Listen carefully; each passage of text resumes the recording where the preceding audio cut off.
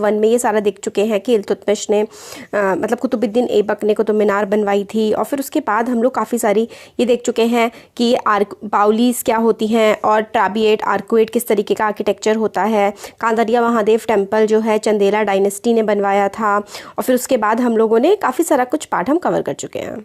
अब हम देखते हैं कि जब एक राज्य दूसरे राज्य पर अटैक करता था ना, तो टेम्पल्स टारगेट करे जाते थे। मतलब सबसे पहले जो तोड़े जाते थे या फिर लूटे जाते थे वो टेम्पल्स होता था। तो भाई टेम्पल्स को टारगेट क्यों करते थे?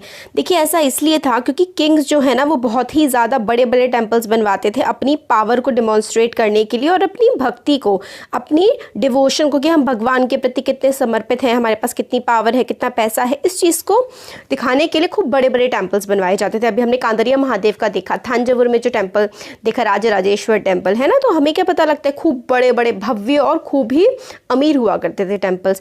तो इसलिए कोई सरप्राइज नहीं है कि अगर कोई एक राज्य दूसरे राज्य पर अटैक करता था तो सबसे पहले टेम्पल्स पर अटैक किया जाता था। अर्ली 9th सेंचुरी में जब पांड्यन किंग जो थे श्री वल्लभ ने इन्वेड किया था श्रीलंका को, तो जो पांड्यास थे ना उन्होंने जब श्रीलंका पे अटैक किया था और उसको हरा दिया था सेनावन एक मतलब किंग का नाम था सेनावन, उन पर अटैक किया था और हरा दिया था उनको। तो जो बुद्धिस्ट मोंक थे ना धम्मकित्ती बुद्धिस्ट मोंक थे और क्रोनिकलर भी थे।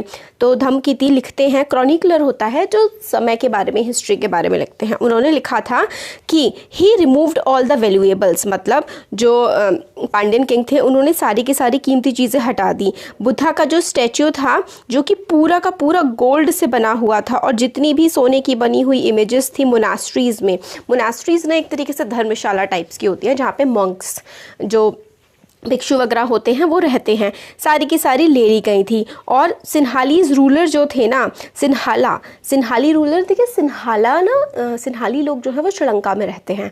तो उनके जो रूलर्स का प्राइड था, बिल्कुल जो प्राइड होता है ना, इज्जत, एक तरह से वो बिल्कुल मिट्टी में मिला दी थी। फिर नेक्स्ट सिन्हाली रूलर थे सेना 2, उन्होंने इन्वेड किया मदुरई पे, मतलब मदुरई से पांड्याज ने अटैक किया था श्रीलंका पे। और फिर सेना 1 के बाद सेना 2 जो थे, एक और जो शासक आए, उन्होंने मदुरई पे अटैक किया जो कि पांड्यास की कैपिटल थी। और बुद्धिस्ट क्रॉनिकलर लिखते हैं कि इस एक्सपेडिशन में सबसे ज़्यादा एफर्ट ये था कि जो गोल्ड स्टैच्यू बुद्धा का लूट करके ले गए थे वो वापस लेकर के आना है। तो पहले पांड्याज ने श्रीलंका पे अटैक किया, फिर सेना 1 को हरा दिया था। फिर सेना 2 नेक्स्ट एम्परर जो था श्रीलंका का, उसने फिर से पांड्यंस पे अटैक किया और जो पांड्यास बुद्धिस्ट लॉर्ड बुद्धा का, भगवान बुद्ध का जो बहुत ही बड़ा गोल्ड का स्टैच्यू, सोने का स्टैच्यू, सोने की मूर्ति जो लेके गए थे उसको वो वापस लाने का उनका टारगेट था।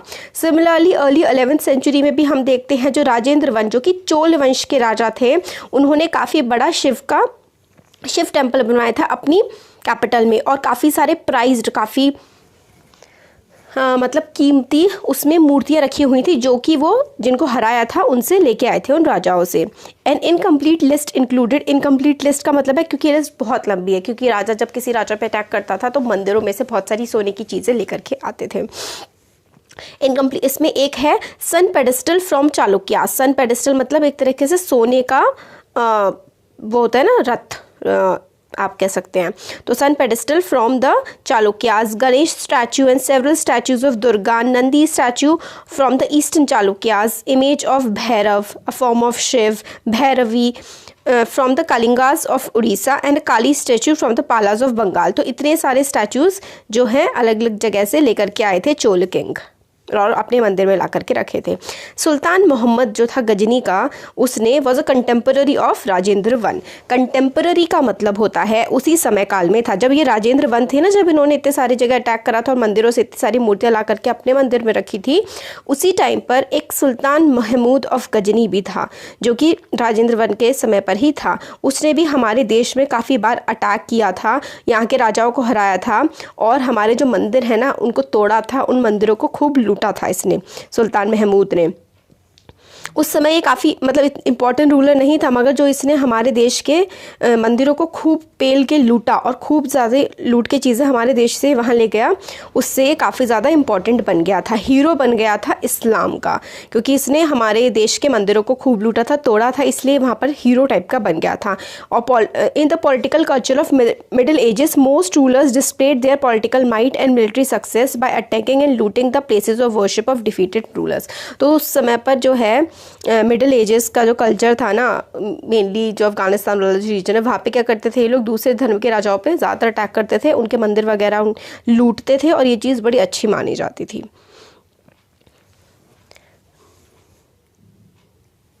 अब आगे है देखिए, ये देखिए चार बाग टेम्पल्स। चार बाग होते थे, चार बाग जो मुगल आर्किटेक्चर का फॉर्म था कि चार तरफ बाग होते थे, ये चार बाग होते थे, अभी हम आगे देखेंगे। Gardens, tombs and forts. Under the Mughals, architecture became more complex. Mughals के टाइम पे आर्किटेक्चर और भी ज़्यादा कॉम्प्लेक्स हो गया था।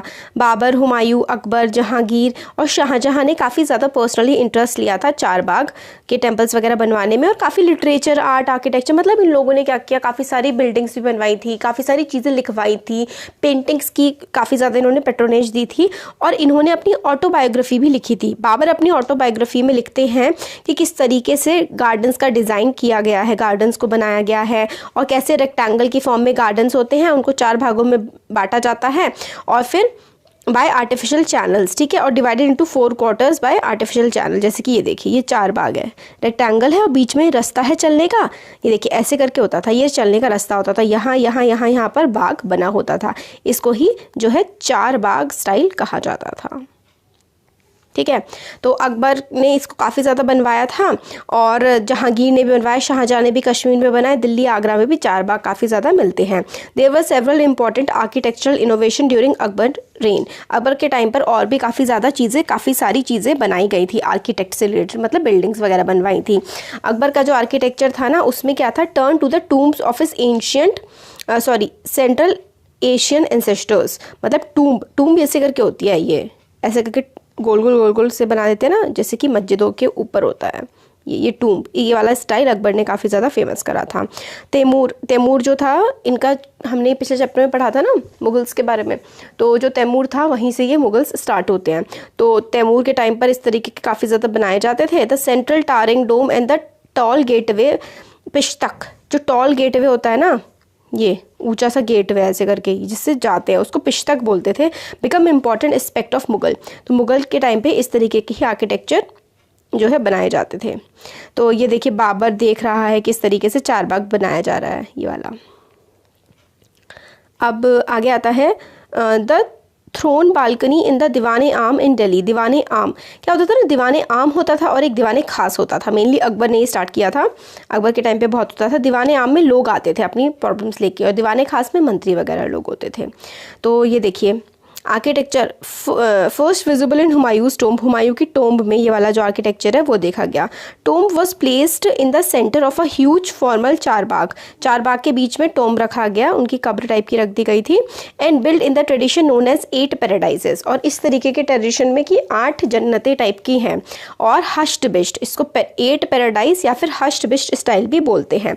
इसमें क्या होता है, एक सेंट्रल हॉल होता है surrounded by 8 rooms. Hushed Bisht style में या फिर 8 पैराडाइज में एक बीच का हॉल है, ठीक है, उसके साइड में ना 8 ऐसे करके इस टाइप से 8 कमरे बनाए दिए जाते हैं। The building was constructed with red sandstone, और जो हश्ड या फिर 8 पैराडाइज स्टाइल है, इसमें रेड सैंडस्टोन मतलब रेड कलर का स्टोन होता है और वाइट कलर का मार्बल का इस्तेमाल किया जाता है। It was during Shahjahan reign, Shahjahan के टाइम पे डिफरेंट एलिमेंट्स आ गए थे मुगल के आर्किटेक्चर में, ठीक है, और काफ़ी जो ग्रांड हारमोनियस सिंथेसिस, मतलब बहुत ही अच्छे तरीके से शाहजहां के टाइम पे और भी ज़्यादा बढ़ावा मिला था आर्ट एंड आर्किटेक्चर को। और शाहजहां के टाइम पे काफ़ी ज़्यादा कंस्ट्रक्शन एक्टिविटी हुई थी आगरा और दिल्ली में। काफ़ी सारे सेरेमोनियल हॉल्स वगैरह बनाए गए थे, प्राइवेट ऑडियंस, दीवाने खास, ठीक है, दीवाने खास, दीवाने आम, ये काफ़ी ज़्यादा अच्छे से प्लान किया गया था। Placed with in the large courtyard, दीवाने खास, दीवाने आम खूब बड़े आंगन में होता था। और they were also described at Chihil Sutun और 40 पिलर्ड हॉल्स, चिहिल सुतून या फिर 40 पिलर्स वाला हॉल। ये देखिए कितना बड़ा सा है ना यहाँ पे, कोर्टयार्ड वगैरह काफ़ी बड़ा सा बना देते थे। अब आगे आता है शाहजहाँ के टाइम पे, हाँ ये वाला हम लोगों ने देख लिया। शाहजहाँ के ही टाइम पे ऑडियंस हॉल्स जो होते थे उनको काफ़ी were specially constructed to resemble a mosque. मतलब शाहजहाँ ने जो अपने ऑडियंस हॉल बनाए जहाँ पर ऑडियंस आकर के बैठा करती थी, तो ऐसा बनाए जैसे कि मस्जिद हो। और the pedestal on his throne was place frequently described as the qibla. मतलब इस तरीके से जैसे कि अगर ईश्वर को देख रहे हैं आप, तो इसका मतलब जैसे आप राजा को देख रहे हैं, मतलब आप अल्लाह को देख रहे हैं। तो किबला क्या था कि आप मक्का की तरफ जो है फेस करके अगर आप नमाज़ पढ़ते हैं तो वो किबला है। तो इसी तरीके से मॉस्क की तरह जो शाहजहाँ है, मस्जिद की तरह उसने अपना पूरा हॉल बनाया था कि लोग जब राजा की तरफ देखें तो ऐसा लगे कि वो ईश्वर की तरफ देख रहे हैं। King as the representative of God on earth was suggested by the agriculture feature. और ये जो एग्रीकल्चर फीचर था, सॉरी एग्रीकल्चर नहीं, आर्किटेक्चरल फीचर था, इसमें इस तरीके से दिखाया गया था कि आप जो है भगवान की एक मूर्ति की तरफ देख रहे हैं। Connection between royal justice and the imperial court was emphasized by Shahjahan. मतलब रॉयल जस्टिस और इंपीरियल कोर्ट, राजा का कोर्ट जो है वो आपको न्याय देगा, ये काफ़ी ज़्यादा शाहजहाँ ने कॉन्सेप्ट स्टार्ट किया था in his newly constructed red fort eight Delhi. और रेड फोर्ट जो बनाया गया था ना, वो भी इसी तरीके से बनाया गया था जिसमें ये सारे फीचर्स थे। बिहाइंड एम्परर्स थ्रोन, एम्परर का जो थ्रोन होता था, जो होता था ना राज जिस पे गद्दी बैठते थे, was a series of pietra dura inlays that depicted the legendary Greek god Orpheus playing the lute. तो इसमें पिएट्रा ड्यूरा जो होता था ना, वो काफ़ी ज़्यादा खूबसूरत सा फूलों वाला डिज़ाइन होता था। इसमें दे नहीं रखा, पिएट्रा ड्यूरा में ना फ्लारी सा डिज़ाइन होता था। और इनके जो एम्परर का थ्रोन होता था ना, उसके पीछे वाली जो दीवार होती थी उस पर पिएट्रा ड्यूरा की इनलेज होती थी। Coloured hand stones placed in depressions carved into marble. मतलब ऐसे ऐसे करके अलग अलग तरीके के पैटर्न्स टाइप के बना देते थे और उसके अंदर स्टोन्स होते थे। स्टोन्स मतलब पत्थर, कीमती पत्थर, खूब सुंदर सुंदर से। इट वॉज बिलीव दैट, और उसमें क्या होता था, ग्रीक गॉड माने जाते हैं जो ल्यूट बजाते हैं, ठीक है। ऐसा माना जाता था कि ऑर्फिस का म्यूज़िक जो है वो काम कर देता है, मतलब शांत कर देता है बहुत ही बुरे से बुरे इंसान को भी, और वो सब अच्छे से पीसफुली आपस में साथ में रह पाते हैं। तो कंस्ट्रक्शन जो था ना शाहजहाँ के ऑडियंस हॉल का, इसका एम ये था कि जो किंग की जस्टिस है वो ही सबसे मतलब सबसे ऊपर है, चाहे कोई कितना ऊंचा हो चाहे कोई कितना नीचा हो, मगर सबको किंग के दरबार में बिल्कुल इक्वल ही ट्रीट किया जाता है ताकि सब लोग हार्मनी से, सब लोग शांति से देश में रह सके, मतलब उसकी सल्तनत में रह सके सुल्तान की। अर्लियर ईयर्स, अपने जो स्टार्टिंग के टाइम था शाहजहाँ का, उसकी कैपिटल आगरा थी। A city where nobility had constructed their homes on the banks of Yamuna river, ठीक है। तो नोबिलिटी जो मंत्री थे ना बड़े बड़े, पहले तो शाहजहाँ ने कैपिटल आगरा बना रखी थी ना, तब तो बड़े बड़े मंत्री यमुना के किनारे रहते थे। और वहाँ पर भी चारबाग स्टाइल के गार्डन काफ़ी सारे बनाए गए थे। चारबाग जो गार्डन था ना, वो एक also had a variation that historians describe as the river front garden. एक और भी था, मतलब चार बाग तो था कि चार बाग हैं इस तरफ, एक होता था रिवर फ्रंट गार्डन, मतलब आगे रिवर बह रही है और उसके पीछे क्या है, गार्डन है। मतलब आपको गार्डन में घूमोगे तो आपको रिवर दिखेगी। इन दिस, इसमें क्या होता था, ड्वेलिंग, रहने की जगह नहीं होती थी, located in the middle of Charbagh but at its edge close to the bank of river. तो पहले इसमें क्या होता था, ये वाला जो वेरिएशन था कि चारबाग यहाँ पर है और यहाँ पर जो है घर बना हुआ है राजा का या किसी भी बड़े आदमी का, और यहाँ पर रिवर बह रही है। शाहजहाँ ने अडेप्ट किया था river front garden in the layout of the Taj Mahal. तो देखिए ये ताजमहल है और ताजमहल के सामने क्या है, ताजमहल के सामने यमुना नदी है, और ये देखिए ये चारबाग गार्डन है। इस तरीके के भी बनने लगे थे और ये शाहजहाँ ने अडॉप्ट किया था इसको बनाने का। वाइट मार्बल से मोज़ोलियम बना हुआ था, was placed in the on a terrace by edge of river and the garden was to its south. Shahjahan मतलब इस तरीके से गार्डन बनाया था कि आगे नदी बह रही है और साइड साइड में गार्डन है और पीछे रहने की जगह है। उन्होंने अपना आर्किटेक्चरल फॉर्म जो है ना, as a means to control the access of nobles had to the river. मतलब ये इसलिए बनाया था कि सारे के सारे नोबल्स जो लोग थे ना, वो सारे के सारे नदी की तरफ ना जा सके, सिर्फ कुछ अच्छे लोग मतलब जिनको राजा बहुत पसंद करता है वही जा सके। उनकी जो न्यू कैपिटल उन्होंने बनाई थी Shahjahanabad, that he constructed in Delhi, Delhi में जो शाहजहानाबाद उन्होंने अपनी कैपिटल राजधानी बनाई थी, उसमें जो इंपीरियल पैलेस था ना, कमांडेड द रिवर फ्रंट, मतलब रिवर जो है वो सामने की तरफ होती थी, और स्पेशल नोबल्स जैसे कि उनके सबसे बड़े बेटे दारा शिकोह, जिनको शाहजहां बहुत पसंद करते थे, वही उस रिवर का एक्सेस उनको दिया गया था, मतलब सब लोग को रिवर पे आने की मनाही थी। All others had to construct their homes in the city away from the river Yamuna, बाकी सबको रिवर यमुना से अपना घर काफ़ी दूर बनाना पड़ता था। तो मतलब वो अपने लिए स्पेसिफिकली उन्होंने रिवर यमुना रखी हुई थी शाहजहां ने, ऐसा कह सकते हैं आप। अब आगे आता है region and empire. Construction activity increase हुई 8th और 18th सेंचुरी में। There was also a considerable sharing of ideas across regions. तो अलग अलग कंस्ट्रक्शंस बढ़ा, बहुत सारी चीज़ें बनाई जाने लगी, तो अलग अलग इलाकों के बीच में ना काफ़ी शेयरिंग हुई, कि जैसे कि वहाँ का जो कल्चर था, जैसे यहाँ ए प्लेस का कल्चर बी प्लेस पे आने लगा, यहाँ पर जैसे आर्किटेक्चर होता था थोड़ा थोड़ा वो यहाँ पे मिलने लगा, और यहाँ का यहाँ पे मिलने लगा। ठीक है, जैसे कि विजयनगर की बात करें एग्जाम्पल के लिए, उन्होंने the elephant stables of rulers were strongly influenced by the style of architecture found in the adjoining sultans of Bijapur and Golconda. तो बीजापुर और गोलकोंडा में जो स्टाइल चलता था वो जो है वो इधर के विजयनगर के रूलर्स ने भी ले लिया था। और वृंदावन जो कि मथुरा के पास है, temples were constructed in architectural style that were very similar to the Mughal palaces in Fatehpur Sikri. तो फतेहपुर सीकरी में जिस तरीके से मुगल पैलेस बनाए जाते थे, वृंदावन में वैसे मंदिर बनने लगे। तो एक दूसरे की थोड़ी थोड़ी इन्होंने चीज़ें ले ली और एक दूसरे के जैसा कंस्ट्रक्शन करने लगे। Creation of large empires that brought different regions under their rule help in the cross fertilization of artistic forms and architectural style. तो क्योंकि एक राजा के अंडर बहुत ही बड़े बड़े इलाके आने लगे थे, तो जिस इलाके में राजा का रूल जाता था वहाँ की कल्चर्स, चीज़ें, आर्किटेक्चर सब कुछ वो अडॉप्ट करते जाते थे, एक्सचेंज होता था, मतलब एक दूसरे की चीज़ों से सीखते थे और अपने में ले लेते थे उसको। Mughal rulers were particularly skilled in adapting regional architectural style in construction of their own building. तो मुगल आर्किटेक्चर्स जो थे ना, उन्होंने काफ़ी ज़्यादा मतलब बाकी दूसरे लोगों के आर्किटेक्चरल स्टाइल को लिया और अपने अंदर समा लिया। जैसे कि बंगाल में एग्जांपल देते हैं, लोकल रूलर्स ने डेवलप कर लिए a roof that was design to resemble the thatched hut. जो हट होती थी ना ऐसे करके, इस टाइप की हट्स बनती थी, इस तरीके की उन्होंने पक्के घर भी बनाने शुरू कर दिए इस स्टाइल के।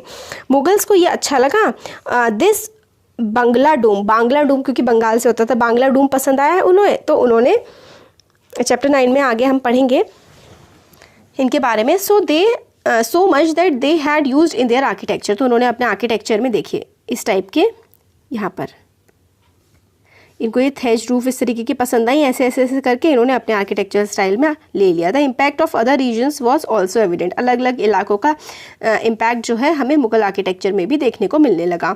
अकबर की जो कैपिटल थी फतेहपुर सीकरी, उसमें काफ़ी सारी बिल्डिंग्स थी जो इन्फ्लुएंस दिखाती हैं गुजरात और मालवा में जो आर्किटेक्चरल स्टाइल था ना, वहाँ का इन्फ्लुएंस हमें अकबर की काफ़ी सारी फतेहपुर सीकरी में जो बनाई हुई बिल्डिंग्स थी उसमें दिखता था। इवन दो अथॉरिटी जो थी मुगल रूलर्स की वेंट इन 18th सेंचुरी, मतलब 18th सेंचुरी आते आते मुगल रूलर्स की अथॉरिटी काफ़ी ज़्यादा कम हो चुकी थी, मगर जो आर्किटेक्चरल स्टाइल उन्होंने डेवलप किया था ना वो काफ़ी ज़्यादा अडॉप्ट किया जाने लगा, जो उनके बाद राजा वगैरह आए या ब्रिटिश आए उनके द्वारा भी। तो ये देखिए पिलर्स हैं and struts holding the extension of roof in Jodhbai palace in Fatehpur Sikri, architectural style of Gujarat region. Gujarat region का आर्किटेक्चरल स्टाइल देखिए, ये वाला आर्किटेक्चरल स्टाइल गुजरात रीजन का इन्होंने ले लिया था, तो ये दिखाता है हमें। अब ये देखिए churches that touch the sky. तो ये वाला हम लोग के एग्जाम में तो वैसे नहीं पूछा जाता है, बट ये एल्सवेयर पूरे वर्ड के बारे में बताते हैं, इस पर कहीं कोई इंपॉर्टेंट चीज़ें लेकर के। 12th सेंचुरी ऑनवर्ड्स फ्रांस में भी काफ़ी बड़े बड़े चर्चेस बनने लगे थे। Were taller and lighter than the earlier buildings, मतलब काफ़ी ऊंचे बट काफ़ी हल्के टाइप की बिल्डिंग्स बनने लगी थी। और ये जो नया आर्किटेक्चरल स्टाइल आया था ना, इसको गॉथिक स्टाइल बोलते हैं। गॉथिक स्टाइल के फिर काफ़ी ज़्यादा चर्चेस बनने लगे थे। Was designed distinguished by high pointed arches, the use of stained glass, often painted with scene drawn from the Bible and flying buttresses। तो देखिए इस तरीके के, ये देखिए ऐसे करके पॉइंटेड आर्चेस है ना, इस टाइप के बनने लगे थे और इसमें ग्लास होता था और ग्लास में जो है वो कहानियाँ होती थी बाइबल की, उसमें स्टोरी की फॉर्म में, पिक्चर की फॉर्म में वो स्टोरी दिखाई हुई होती थी। और tall spires and bell towers वगैरह भी होते थे जो टाइम बताते थे। One of the best known example of this architectural style is in the church of Notre Dame, जिसमें पिछले साल आग लगी थी। नोट्रे डैम पेरिस में काफ़ी बड़ी फायर लग गई थी। तो नोट्रे डैम पेरिस में ये जो है गॉथिक स्टाइल का इस्तेमाल किया गया है, और इंडिया में भी काफ़ी सारी जगह गॉथिक स्टाइल का इस्तेमाल हुआ है चर्चेस में। Which was constructed through several decades, जो कई सालों में बनाया गया था ये वाला नोट्रे डैम 12th और 13th सेंचुरी के टाइम पर। ऊपर अभी हमने एक हमारी फिगर का एक्सप्लेनेशन रह गया था, हाँ शायद ये वाली। तो इंटीरियर जो है टेम्पल गोविंद देव जो वृंदावन में है 1519 में बनाया गया था। इसको रेड सैंडस्टोन से बनाया गया था, और रेड सैंडस्टोन से क्या बनता था, मुगल्स का आर्किटेक्चर बनता था, ठीक है। और ये काफ़ी हाई सीज की सीलिंग बनाई हुई है, और ये कहाँ से लिया हुआ है, जो फतेहपुर सीकरी में जिस तरीके का आर्किटेक्चरल स्टाइल चलता था ना, वो गोविंद देव टेम्पल जो वृंदावन में है उसमें ले लिया गया था। तो अब हमारा चैप्टर हो चुका है कंप्लीट। कैसा लगा वीडियो ज़रूर बताइए, अच्छा लगा लाइक करिए, चैनल को सब्सक्राइब करिए, अपने फ्रेंड्स के साथ शेयर करिए। तो अब हमारे हिस्ट्री के 5 चैप्टर्स हो चुके हैं, जल्दी हिस्ट्री की बुक कंप्लीट हो जाएगी, ज्योग्राफी तो कंप्लीट है ही, और सिविक्स भी जल्दी कंप्लीट हो जाएगी। Thank you.